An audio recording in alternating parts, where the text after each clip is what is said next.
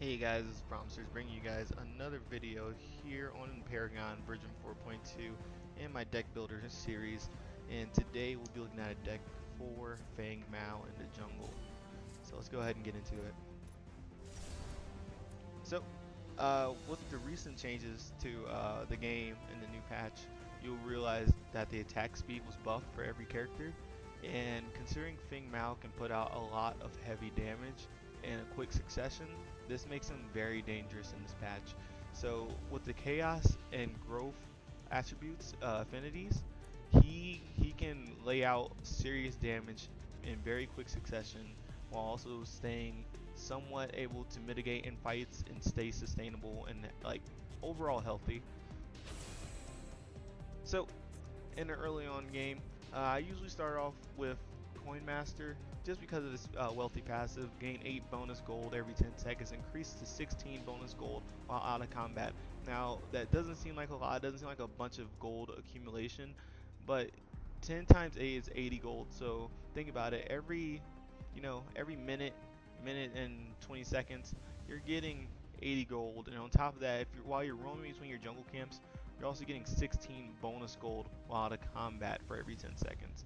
So 160 gold every 120 seconds. It starts to add up over time, considering you hold on to this card for a pretty decent amount of time. You can also start the demolitionist card, and if you've seen my other video for Wukong Jungle, this is how I start him with deal 12 bonus damage to non-hero units and structures. Bonus damage is reduced to 8 if attack is ranged.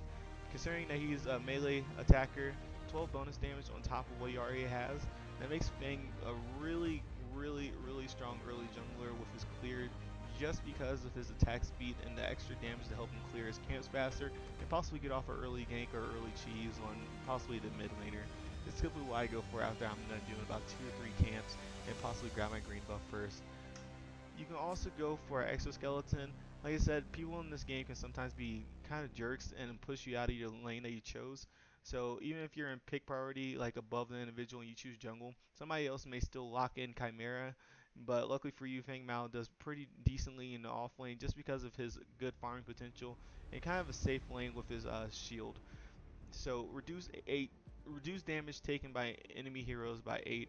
So that's really good, just for, like I said, early early poke from the ADC or his support is really you really want some mitigation to stay alive, stay in lane longer, just to prevent your tower from falling as fast. In the off lane, usually have the first tower to go, so any mitigation to keep you in lane longer to help scare them away and keep them away from the tower will always help out. So here's a card that I pick up possibly later in the game when I'm thinking about getting Orb Prime, possibly soloing it. Honestly, you don't even need this card, but I like it anyways. Flame is Zetchin. Flame is Zetchin deals 500 true damage to neutral or enemy minions. Damage increases by 150 from each use. Now, with a mana cost of 25 and a cost of 45-second cooldown, that's really good considering that the cooldown is so short and the mana cost is so low.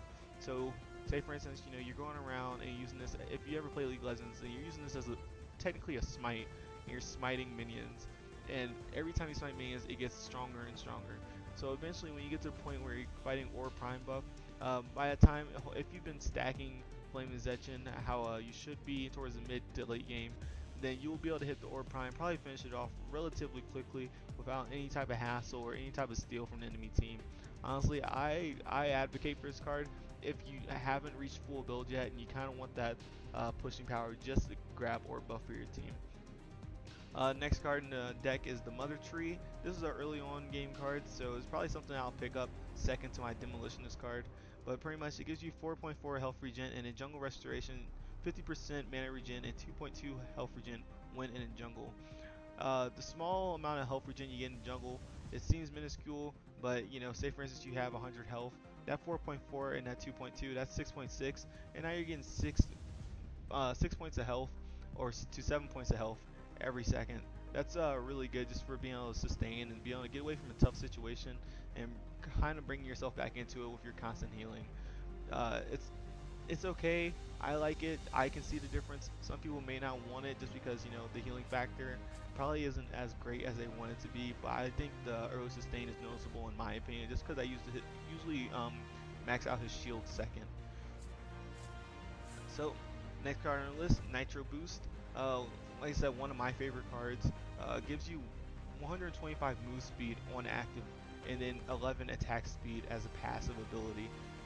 The move speed can be really good. Say, for instance, you're chasing down an enemy, or if you're trying to get out of a sticky situation, and perhaps your shield is coming up here in a bit. And if you can get a little farther away, you can pop your shield and be okay.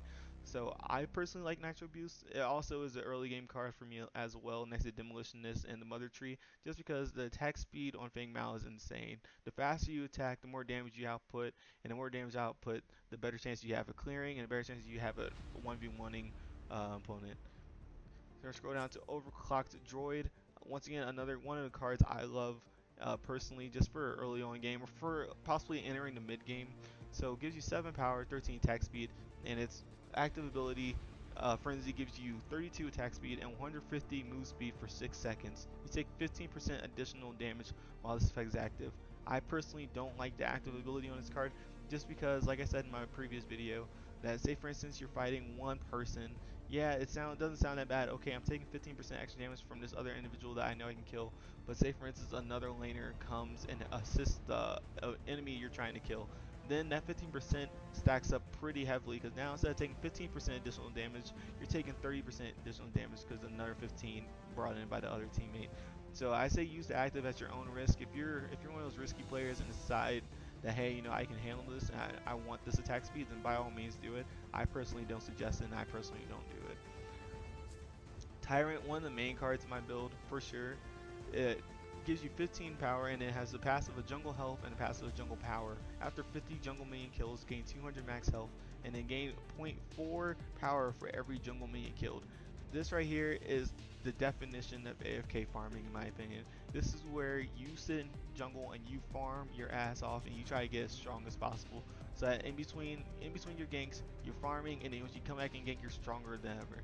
So the 15 power plus the passive power gain from jungle minions, I usually end games around maybe 200 to 250 creep score, so CS with Feng Mao, and that's usually at the 30 to 35 minute range lately. So imagine getting 250 jungle kills and then add that +4 for every jungle kill. You're looking at a massive damage spike if anything. So that's definitely good. And 200 max health, that gives you more sustainability while out in the jungle, while clearing and everything. Yeah, you have a 50 jungle minion kill kind of homework assignment that you have to do to get there, but it's always well worth it. Always to have that extra health on your table. Apex Predator, I don't ever seem to build this card. However, it's up to you on how you want to build your gym pages. Me, I personally go straight agility and 1 point vitality, I believe. So it's up to you whether you want this. However, 10 power, 14 attack speed, empowering strikes grants a stack of 0.6 power when damaging enemy heroes, stacking up to 50 times. At max stacks, gain 18 ability armor. Now, the only way I see this card's empowering strikes being useful in the long run is if you're fighting somebody like a Rampage, a Crunch, a Narbash, any of the more tankier and more healthy heroes in the game. Other than that, for the squishies, you probably won't get a max stack. You probably won't get the 50 stacks and get your 18 ability armor for a short period of time. But then again, every time you hit them, you are getting a little bit stronger throughout the fight. So it's giving you a more edge. It's up to you in the long run. Like I said, it's usually more or less more profitable when knowing that you're going against a heavy tankish comp. But like I said, personal preference. We're going to scroll down here to Heavy Hitter. Everybody knows this card by now as being like one of the staple cards in any type of carry, melee, or ranged decks. So it may be well worth the while, definitely in my opinion, for his build for Feng Mao. So you get 16 power, 16 attack speed, and your base damage is increased by 15%. That right there is insane just because the attack speed, like I said, Feng Mao in this patch, with the passive attack speed buff based off the patch already, he's already swinging fast. So the faster you swing, the more damage you're putting out, and the more damage you're putting out, the better chances and odds you have with clears and killing your enemies. On top of that, you get the powerful strikes passive for basic damage increase. So that 15%, depending on how much power you get already from the Tyrant card, then you're looking at a pretty solid and pretty strong and heavy swinging deck so far. So we're gonna keep going down. Also, just an honorable mention, you could get Thunder Cleaver. It's all up to you, personal preference when it comes to the 17 power and 22 basic armor, and you get the cleave damage and the whirlwind. So you can use Feng Mao's whirlwind ability already. forgot what it's called. God dang it. Well, I forgot what it's called. It starts with an H, and I'm sure it's gonna come to me later. I'm gonna spout it out, and it's gonna be nonsense. But anyways, so if you pop his E, and then you also pop this whirlwind, you're doing a heavy chunk of damage in a very small amount of time. And so it's up to you at that point. I personally don't use Thunder Cleaver on him. I'd rather use it on somebody like Rampage or Crunch, who needs that little extra stopping power in the jungle to do faster and better clears. So another staple card in the deck is Trapper with 15 power, 32 attack speed, and his slowing strikes basically attacks reduce enemy move speed by 10 for 5 seconds, stacking up to 10 times. At max stacks, root your target for 1 second. So the main issue you have with any melee hero in this game is sticking to your targets if they don't have an innate slow in their kit, or if they just aren't ahead or behind or blocking the path of the person you're trying to kill. So with that being said, slowing strikes 10 reduction of movement speed per basic attack landed, stacking 10 times. That's 100 movement speed detracted from them, which means they are much slower than you at that point, which means you have no issue sticking with them. Even with the minor of 20 reduction to their move speed, you'd still have no problem sticking with them. It's insult to injury to add a root if you get all max stacks. So with that being said, you get the 32 attack speed, 1 second root if you land all stacks, and 15 extra power.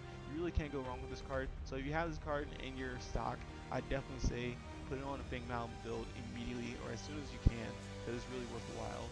The last card in the deck is Shatter Golem, giving you 26 power, 18 attack speed, and then its passive Critical Strikes, giving you basic attacks, 20% chance to deal 100% bonus damage. That's really, really good considering that A, you're getting more attack speed. Like I said, this build is oriented around damage and insane attack speed due to the buff in this patch giving everybody bonus attack speed. So you get the basic chat, which means every 1 in 5 hits, you're dealing a crit. Every 1 in 5 hits, you're dealing a crit with Feng Mao, and you're already attacking at Mach 10. You're swinging so fast that you're breaking, the speed force. You're breaking the wind barrier. You're breaking the sound barrier. Like there's just no chance of you not critting more than about maybe 4 or 5 times in an instance of maybe 3 seconds because that's how fast you're swinging. This right here on Aura Prime buff is insane just because you're critting so fast against a very valuable asset to the team and to your well-being. So with that being said, Shatter Golem definitely would be a way to finish off the build if that is your intention. So like I said, I maxed out the agility tree in this deck. So I have Jungle Assassin, basic attacks deal 4.3 bonus damage to jungle minions. I have Ruthless, dealing an additional 2.3% basic damage to heroes for every 10% enemy heroes missing health. This is really substantial. Like I said in the previous video, you deducted to say they're at 50% health, and you're doing 2.3% for every 10% missing. Multiply that by 5. Now you're doing roughly maybe 12 to 13% extra basic damage to that hero. Lifesteal, 6.1% lifesteal. You're attacking so fast with Feng Mao that you'll see the lifesteal as an evident thing. Your health will be regenerating relatively quickly, and then on top of that you have your shield, so you pop your shield, you lifesteal a bit, you're back in a fight, and you're back at a healthy state.